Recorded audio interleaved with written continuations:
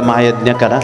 गाईला घासभर अन्न दिल्यानं ऋषी यज्ञ होतं, कावळ्याला दिल्यानं पितृयज्ञाचं फळ मिळतं आणि रद्दी पेपरला तूप लावून पेटवणं त्याला देवयज्ञ म्हणतात.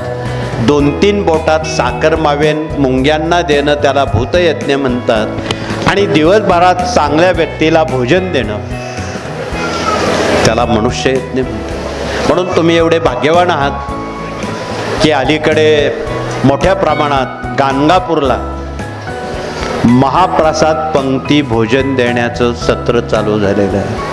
पिठापूरला झालेलं आहे, वाडीला झालेलं आहे. 12 महिने 24 तास जो अन्नदानात भाग घेईन त्याला पूर्ण पंचमहायज्ञ केल्याचं श्रेय मिळेल या दुमत नाही. म्हणून दत्त महाराजांनी गाणगापूरला 5 घरं माधुकरी का मागायची